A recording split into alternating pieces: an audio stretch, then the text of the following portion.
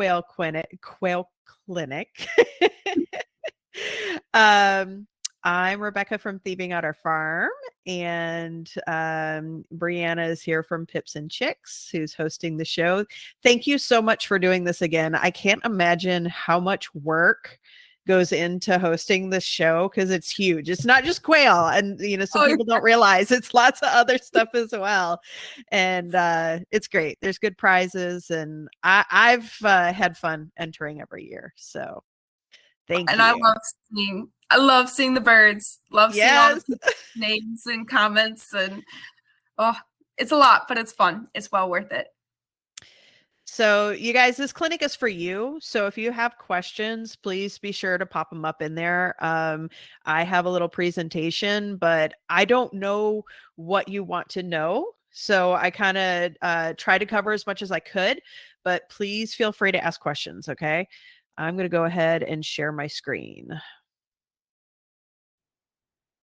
And as a follow-up, if you have any questions that we didn't cover today, I know some of you guys will watch this back later, watch the YouTube video.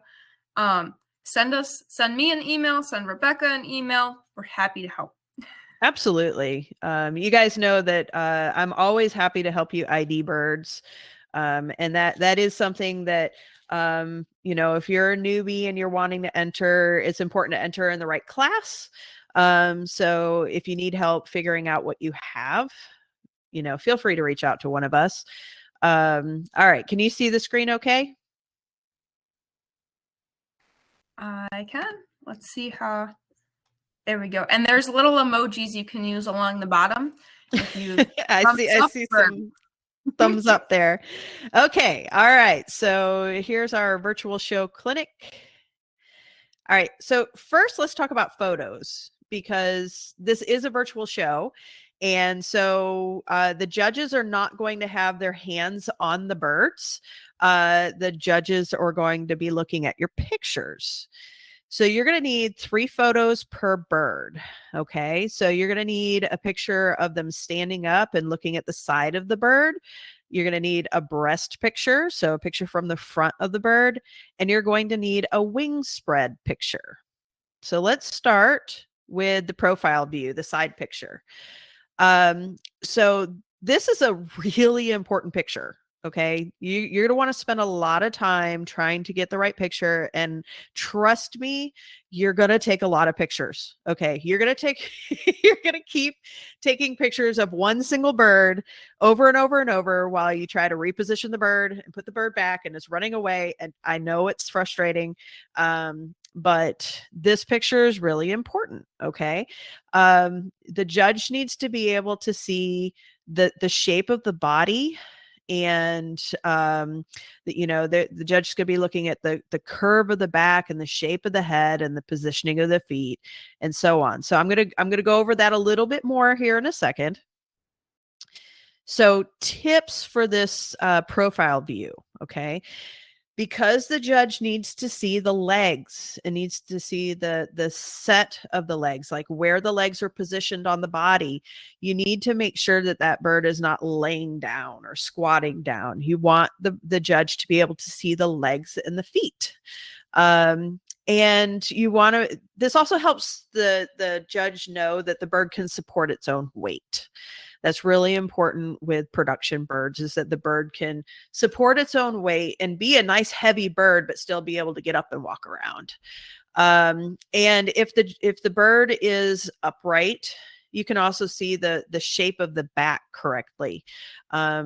And you may need to take a couple of pictures, because I know that sometimes they'll be twisted a little and their back will look short or look crooked, so feel free to take lots of pictures to make sure you get the best angle.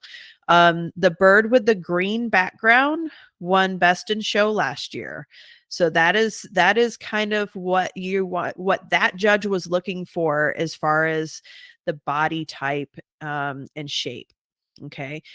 The other thing you want to do is smooth down the feathers. So I know that when you're holding the bird, the feathers get all ruffled and stuff like that. So when I set the bird somewhere, I kind of pet it.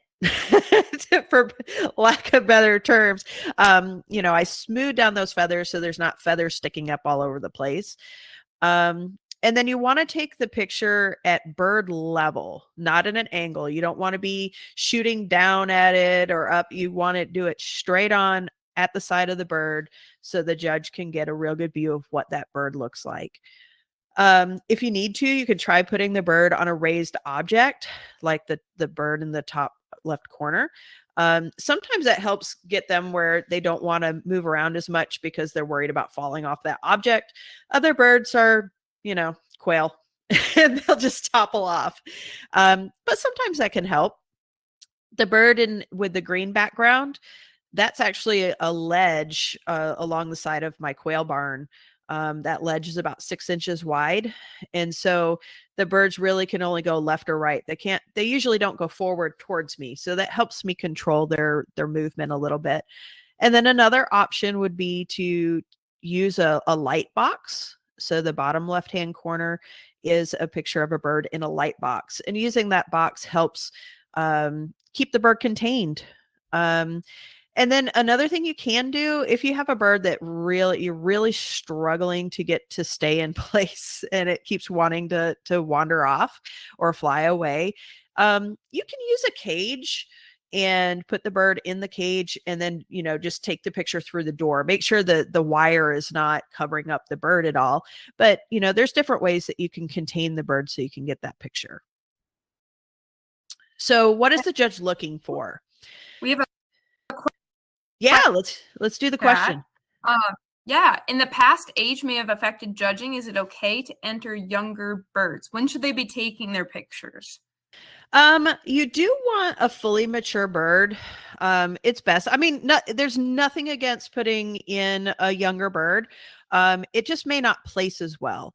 And part of that is that quail are judged based on their production ability, not their color or pattern. And so you're looking for, quail are meat birds and they're egg birds. And so you're looking for a bigger bird, not necessarily a fat bird, but a robust bird. And sometimes a young bird isn't going to be as robust. So it may not place as well.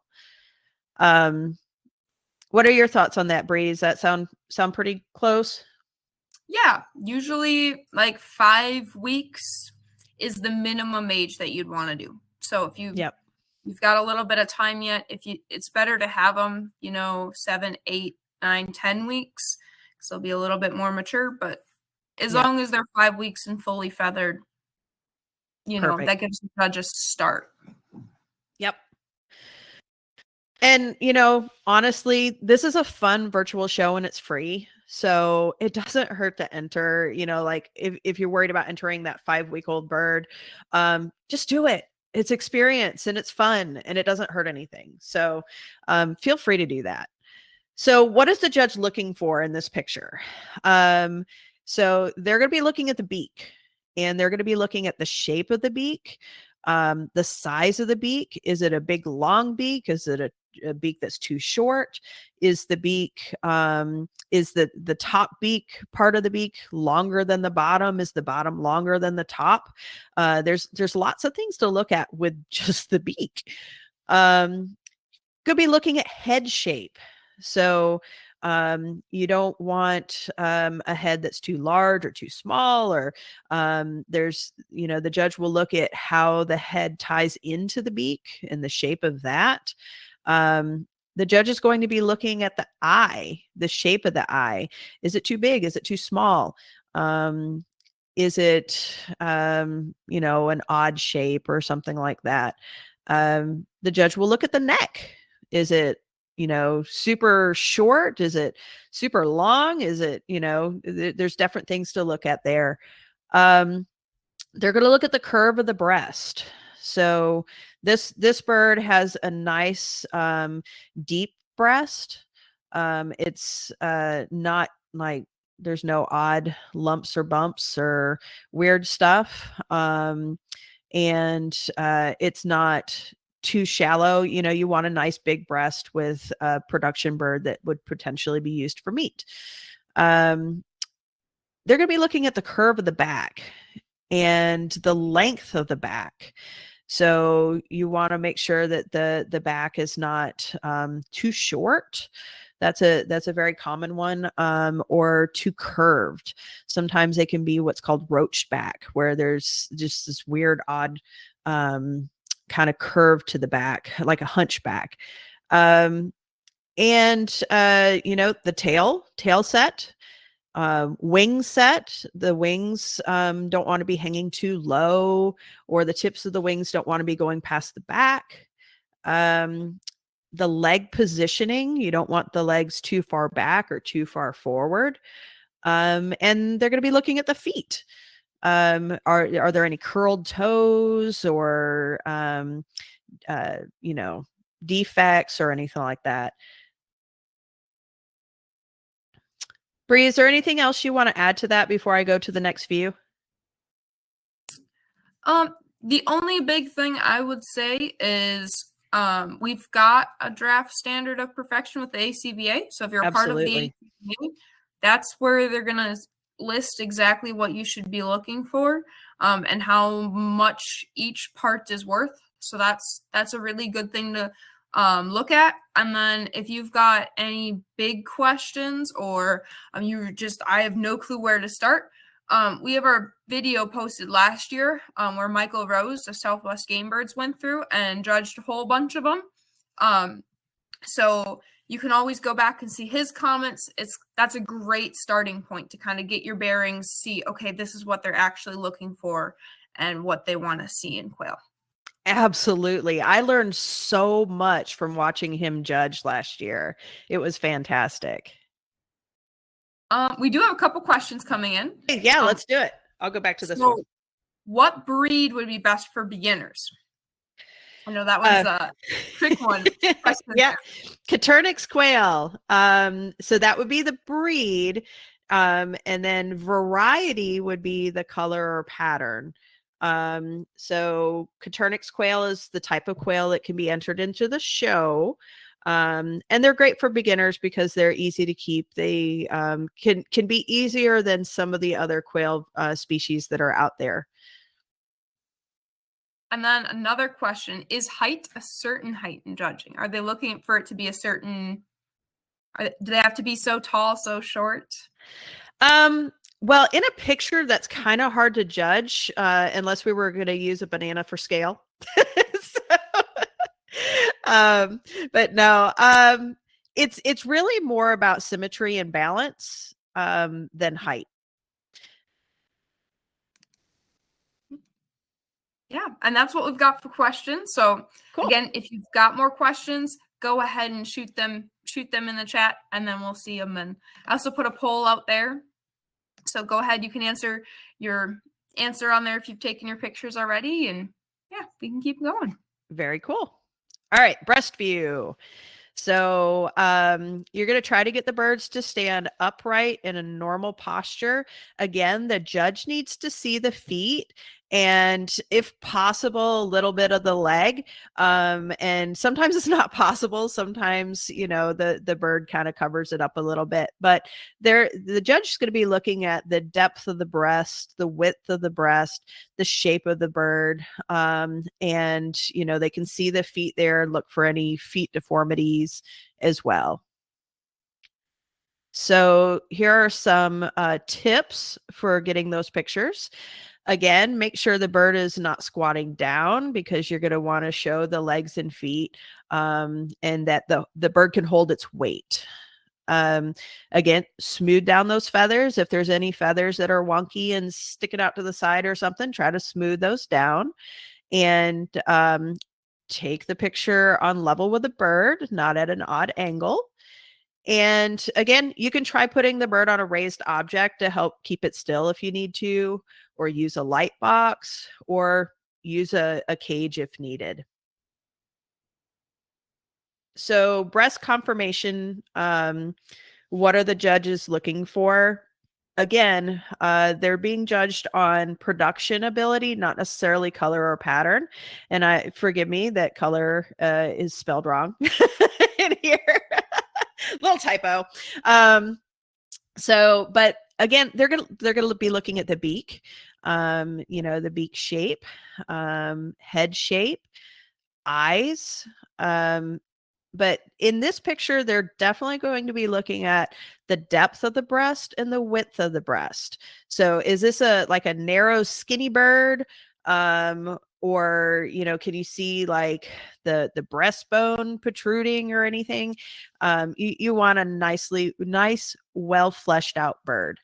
Um, this is also where you can potentially see kind of the width of the legs, the spacing of the legs, and sometimes even some defects that way, as far as like in some pictures of birds you can see like the like knock knees or pigeon toes and stuff like that. So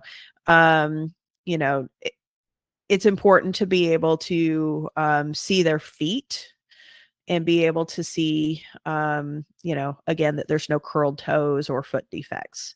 So, and then of course, the condition of the feathers and the color and the pattern. Those are all super important as well in a show, but definitely you want to select conformation over maybe, feathers that are a little bit ruffled. Any questions before we go to the next photo? Is there a list of all the varieties they can enter for, and are roosters judged separately than hens? So I can answer this one because I actually set everything up on the back end. All varieties can be entered, so any color bird is welcome. They're separated by color, but there are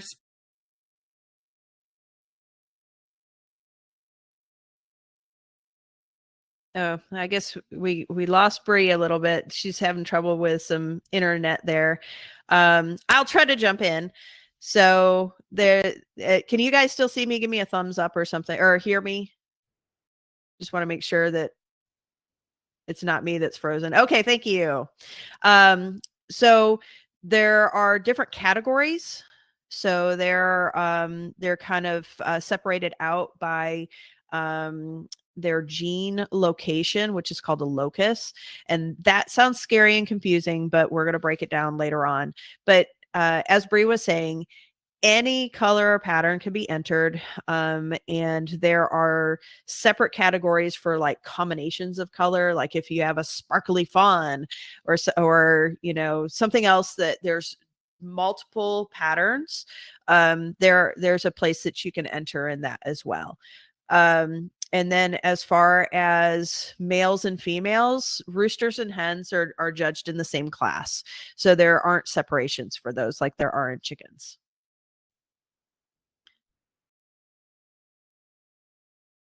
Okay, I'm going to go ahead and move forward, and then Brie can, when she comes back, that she can hop in and say anything else that I may have missed. So the wing spread view. So this one's a little bit harder. You're going to have to be patient. So the judge is looking for the symmetry of the bird, condition of feathers, color, pattern, body length, body width, head shape, and many other things. So tips for taking this picture. You want to try to fully extend the wings. Sometimes they'll kind of like bunch them up next to their body. You want to try to get them to extend the wings. And you can do this in a couple of ways. You can have you or somebody else can hold the bird. So hold the body and feet in one hand, and then use your other hand to spread the wings while someone else takes the picture for you. If you don't have a helper, I rarely have a helper that can help me do this.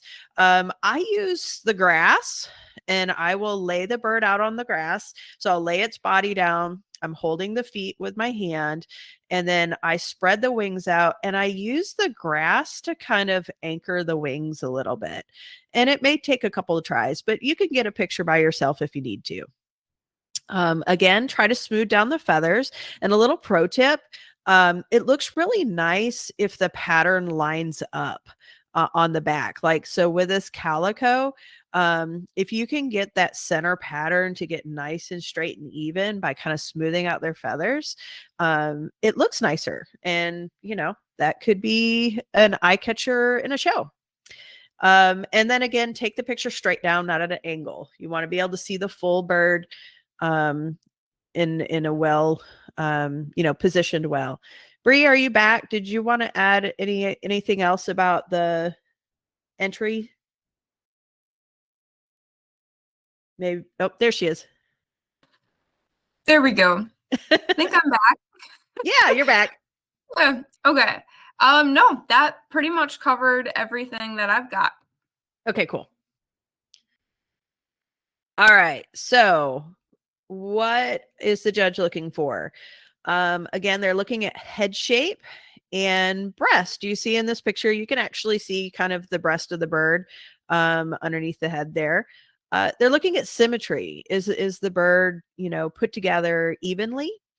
Looking at wing shape, body shape, the length of the body, the width of the body, straightness of the spine. It's a little bit hard to tell in pictures, but sometimes you can see, kind of a wonky spine that's not very straight. And feather condition and color and pattern. Bree, is there anything else that I've missed as far as what the judge would be looking for in a wing spread view? That's most of it. Again, symmetry, condition, size. Those are the biggest things. Cool. All right. So other things to look for, along with looking at how good the bird looks, they're also going to be looking for things such as defects. So these are some pictures of some things that the judge might look for as defects. In the first picture, we have kind of a googly-eyed quail.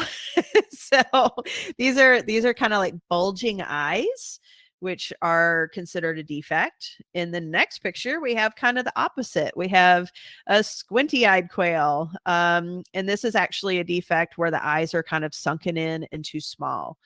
And then the bottom right hand picture is showing a bird where its legs are too close together, and its toes are a little wonky on one of its feet.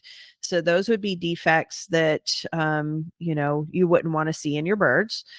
And then the bottom left hand picture is showing a rooster with breast spots. And so that would be something that would be considered a defect, because in that particular variety, that's a feather sexable variety. And if you have a rooster with breast spots like a hen, you wouldn't want to breed that bird. So that would be something to look for.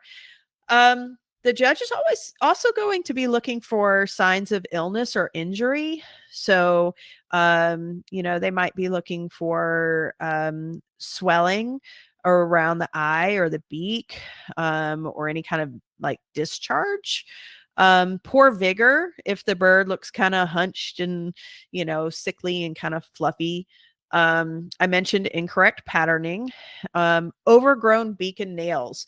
Feel free to trim those nails. Make your bird look good. And then, just kind of brightness and curiosity, is you'll see in some pictures where a bird just looks happy to be alive, just, bright and curious, versus a bird that just doesn't feel good. And sometimes you can see that in a picture. And then again, feather condition. And as far as feather conditioning, you can do things like, let's see, okay. I thought maybe the next slide was talking about getting ready, but I missed that one. You can give them a dust bath and, let them, take a dust bath and preen. You can actually give them a bath. So I use, warm water and Dawn dish soap, and who knows, Bree can probably tell us if there's something fancy for bird showing that people use, but I use just plain old Dawn dish soap. How about you, Bree? Dawn dish soap works really good. It can be a little bit harsh if your bird has softer feathers, so if they're really loose. Otherwise, any human like shampoo that you're gonna Dollar Tree shampoo. And if you've got white birds, they make usually horse like horse shampoo is the best one to use. It'll be purple. Mhm. And it makes your bird just, it's not bleaching, it's not changing the color. It just is really good at getting dirt off of white. So Awesome. What other tips do you have for getting a bird prepped for a show? We've talked about, give them a dust bath, maybe, preen themselves, giving them a regular bath, trimming their nails. What else would you recommend? yeah, so this is a good chance if you have some free time. We just did a video on this on Sunday. We had Jordan Haggard come in, and she is from originally from Illinois. So she was the superintendent of the Illinois State Fair for a little bit, and then now she's down south in Florida. And she talked quite a bit about prepping chickens, ducks, pretty much any poultry. And it starts as soon as that egg is laid, and even before, all the way through. So the biggest kind of tip that I've got is just, keep your birds in good condition. Give them space if they need space, making sure you're not overcrowding or undercrowding. And then if you have the space and you have the time, being able to pull one into a conditioning pen. So that means putting it in a pen by itself with feed and water for a month or so means that it gets that chance to really go through those feathers. It's not going to get picked on. If it did lose some feathers or it's ruffled feathers, you get a chance to see that, and they get a chance to grow back in. If you've got a molt or if it's going through a molt, and then you can kind of see how it acts a little bit better when it's off on its own. You can make sure it's walking okay. You can see it a little bit more one-on-one. So conditioning pens are a great option if you have the chance. Absolutely. And we do Okay. have some questions Oh coming yeah, in. let's do that. Are toenails that may be a different color, or toes that may be a different color, will they lose any points? So certain varieties will actually have leg coloration and toe coloration that's a different color. That's usually going to be your EB, so Rosetta and Tibetan. So you would not lose any points for that. And as far as I know, Bree, it's pretty rare to have different coloring on a quail. I mean, like I have seen like some speckles on Pharaoh and Sparkly on their legs, but I don't think any judge would consider that a fault. It's kind of normal. And then as far as toenails, I do see some varieties that have darker toenails. I see it a lot in pansy. And so again, it's not something that we normally see, but if we do see it, it's probably normal for that variety. Yeah, and there's no official color standard out there. So you're not going to lose points just because a toe is the wrong color or a toenail is out of the color. You will lose points if the toenail is overgrown, or if it's really dirty, you can lose points there. But for the color to be different for right now, that's not a big deal. In any color, any variety. That's a good point. Should you trim beaks or nails before the shows, or is it better to be in the natural state? So definitely you want to, if those nails are overgrown, you're going to want to trim them. As far as beaks, trimming beaks is if it's needed. Bree, actually, you might be able to talk to this better. You want to make sure that they look natural if you trim them. You don't want them blunt at the end. Other thing is it's kind of a personal prep. Some people believe, I'm going to enter the bird as is. And it's just kind of a testament to my breeding skills. If I've got a bird with a good beak and a good toenail and I don't have to do much with it. And some people say I'd rather put in a lot of work to make sure my bird looks the best it can. And for the people that say that they're breeding better, they're not going to show a bird that would have really, really long beaks, because they're likely not going to keep it. For a person that says, I want to make my bird look the best they can, they're likely going to trim it. And that's just completely up to you. Either one is okay. You are allowed to do both for the show and for most poultry shows in general. So But it is good to point out that while you're allowed to trim beaks and nails, you're not allowed to do anything else as far as changing the shape of the bird or plucking feathers and stuff like that, right, Bree? yep, you want to keep all those the goal, especially with quail, because quail are considered relatively easy to breed and fast to breed, you want to show off the bird you have in front of you. And you want it to be a good testament to your breeding and to your care. So I think that's kind of the best way to think about it. You wouldn't want to go and show a spray painted bird. That's really not showing how well you can care for your bird or how well you can breed that bird. But you want to show a clean bird. That's a good way to show that you can keep your birds well, and you can. Absolutely. I think Bree froze again. So we'll just go ahead to go to the next thing. So tips for taking pictures. So again, the judge is going off pictures to be able to judge your bird. So you want to do some things to make it easier for that judge. First, clean your lens. Make sure that you don't have blurry pictures. You want nice, clear pictures of your bird. Make sure that your hand isn't covering the bird. So you want to, again, that judge needs to see the bird and not judge your hand. We've already talked about, ways to kind of clean up your bird. You don't want to enter a bird with feathers like the lower left-hand side, even though, being in a breeding pen, they can definitely look like that. But you want to try to either pick birds that are, not looking like that, or do things like give them a bath and, a dust bath and stuff like that to try to smooth out those feathers. And then also pay attention to your background. You want a background where the judge is focused on the bird and not maybe, poop trays and feeders and other birds and stuff like that in the background. So using, kind of a neutral background without a lot of stuff going on behind it is a good tip. Lighting gets its own page. So you want to make sure that your lighting is good for your photos. Lighting can change how the bird looks, and make it hard for the judge to be able to evaluate the bird. And this is something that is really important in Facebook groups as well. If you're wanting, if you're asking for help in IDing a bird, lighting.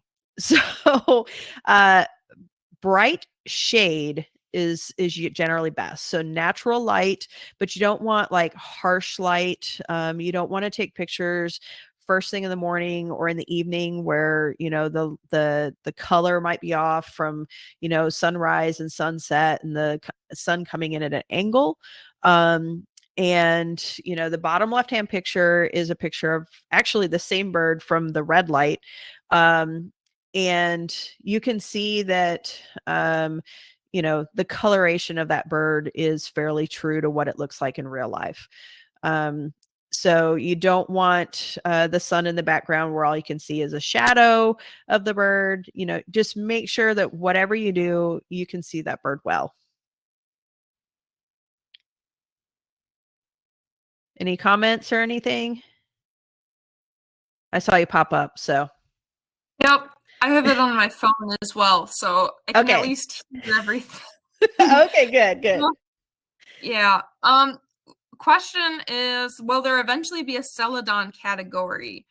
As of right now, probably not. I know when I was more involved with the ACBA, and we had talked about putting together Celadon cards to use for judging, and then it just got to be a little bit too difficult, so we never did it. And there were concerns over breeding for egg color in general.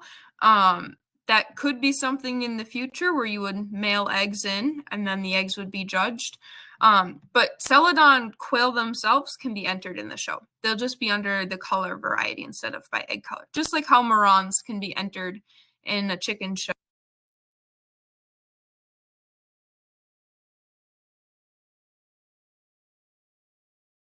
Okay. I think Bree froze up again.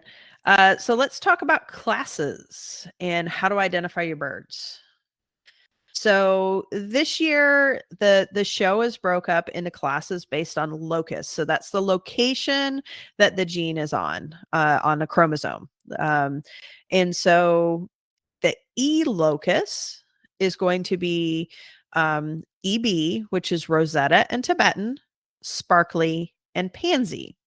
So Rosetta is going to be a brown bird, and it's going to have white, light colored feather shafts. So you can see that next to this Tibetan, the Tibetan has dark colored feather shafts, and you can really see those light feather shafts in the Rosetta. So Sparkly is going to have a couple of pages on its own because the males and females look different, and then it looks different if there's one copy or two copies, but they're all sparkly. So this is a male Sparkly, and this is a good one just to look at for a second because a lot of people think spots on the breast automatically mean a hen, and the Sparkly males will often throw people off because of those white flecks on the breast. So this is a hen Sparkly with one copy of the Sparkly gene. And then if there's two copies of the gene, they almost look a little bit like a Rosetta because you're going to get a dark brown bird with some light colored banding. Pansy. So pansy is the last gene on that locus, and you're going to get kind of scallops in the pattern. It'll be kind of an orangey bird with like a scalloping pattern in that lighter color. All right, so the Y locus. So with Y, you're going to have fawn and calico. And with fawn, you're going to have an Italian and Manchurian. So Italians are one copy of the fawn gene. So you're going to have a golden colored bird with dark markings. And those markings can be, shades of brown, black, and red. A Manchurian is two copies of the fawn gene, and it's going to have more gold and less dark markings. So the breast picture, that's actually a hen. They have little to no spots on their breast. And then the last gene on the Y locus is calico. And calico kind of looks like a wild type or pharaoh, except for the color is going to be on the kind of the yellowish shade of the bird, and the pinning down the back, those stripes down the back are wider. Bree, is there anything you want to add so far? Or any questions? There we go. Someone asked if there will eventually be a color standard. And that's kind of up to the ACBA. They're the ones in charge of putting the standard together. To get accepted into the APA group for shows, they'll need a color standard. So I know when I was president, that was kind of one of the big goals, was to get into the APA. I don't know how far they've gotten since then. Eventually there'll likely be a color standard, but we'll see how far that goes. For this show, there won't be. Okay, so wild type. This class has a couple of different groups in it. There's Pharaoh, Egyptian, and Falbfee. So the center picture is a Pharaoh. Pretty much everybody knows what that looks like. Falbfee is Pharaoh plus the Fee gene, and Fee removes shades of like orange and brown. So you see it's kind of a black and white bird. And then Egyptian adds red to the bird. So it's kind of a reddish brown. So it's a diluting gene that changes the that pharaoh pattern, or sorry, the pharaoh coloring, the pattern stays the same. She changes the pharaoh coloring to shades of red and brown. And here's a little picture just to kind of show the different patterns. Again, if you need help identifying what you have, you can reach out to us and we'll be happy to help you. These are without additional colors. Bree, do you want to talk about what people will do if they have like an Italian with the Rugine or Fijian or something like that, and how those will be entered in the show? We'll try and answer that, and hopefully this works. Basically, if you've got multiple colors that make it a little bit confusing, so if you have something that's going to be on the E locus and the Y locus, so like a sparkly fawn, you're going to enter it in all other mutations. So that's kind of our big catch-all. If you're not sure, like if you have a white bird, an all white bird where you can't tell what locus it would be on, go ahead and put it in all other mutations. Or the same with the blacks, or like the American pansy. If you've got some fancy combinations where there's different locuses going on, go ahead and put it in all other mutations. Awesome. Well, I think that's all that I have for this. I'm back on the other screen here. Do we have any other questions? Or Bree, is there anything else that you heard that people wanted me to cover?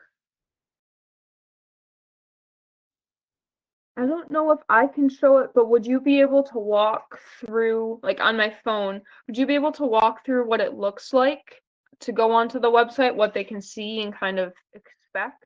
Yeah. Things? I actually have it pulled up.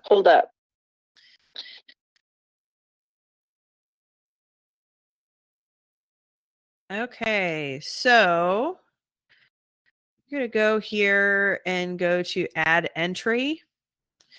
And so you're going to choose your photos to enter. So I'm just going to choose this one here.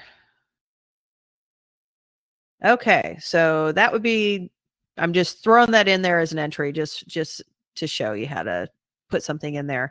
You could choose quail as your category, and the type is Coturnix. So you can only choose Coturnix. And as far as category, when you pull that up, you can, choose between some other types of poultry, but you're going to want to choose quail. And class, you're going to go through and you're going to choose which locus your bird belongs under. So let's say I'm going to do a sparkly. So we'll go down here to variety and choose sparkly. And then it doesn't really matter as far as judging and stuff, but based on how the show is set up for the other types of poultry, it needs to have a male or a female. So it's not too big of a deal. And then just, kind of the basic age of the bird. Is it young or old? And then you just submit your entry. I know I talked about it earlier, but I think I may have gotten cut off. The judge will actually be choosing like a best male and best female for each variety. Oh, okay. Yeah. So a little bit different than previous years, but it's the way we have it set up for chickens, and we wanted to keep it consistent. So if you enter it as a male, everything should be old for quail. You won't have really any young quail. But all of the females will be of one variety will go against each other first, and then all of the males will go of the variety will go against each other, and then the best male and best female will compete for the best of variety. Awesome. Is there anything else you wanted me to show? Nope. I think that's about it. We've got some more questions coming in. How many birds of the same type can we enter? Becca, that's a good one for you. I don't believe there's any limit. Nope. if there has, I haven't reached that limit yet. We're getting a little bit of like back feed. Oh. I think maybe one of your profiles is doubling up. Hopefully not. What is considered young versus old? I don't know if you want to take that one or you want me to. I think you just. Well, maybe I'll let you because I'm getting this feedback. Hopefully you guys aren't getting too much feedback with mine, but an old for quail is, at least for this show and in general, is going to be anything over 5 weeks, and anything under 5 weeks you really wouldn't show. So everything will be old basically as soon as it gets its adult plumage in.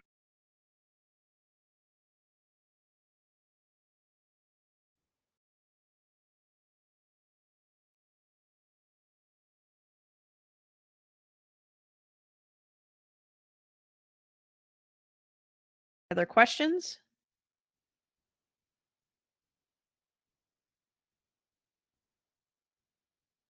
Did we lose Bree again? No, I'm still here. Oh, okay. Yeah, you lost me on the computer though. The internet is not out. It's not working, so. With that, I think I'm not seeing any other questions, so I'd like to thank Rebecca for coming in and giving the clinic for us. I know it was a little bit spotty with my internet, but she did a fantastic job. Thank you. Through and explaining everything. So, and again, if you've got any other questions, feel free to shoot me an email, shoot Rebecca an email. Rebecca's very, very well versed in quail colors and showing in general. So, yeah, give her a round of applause. And if you go ahead, give her a follow and a like on her Facebook page as well, and spread some of the love. So. All right. Well, thanks for having me. Yeah. Have a good rest of your night. Bye. Bye.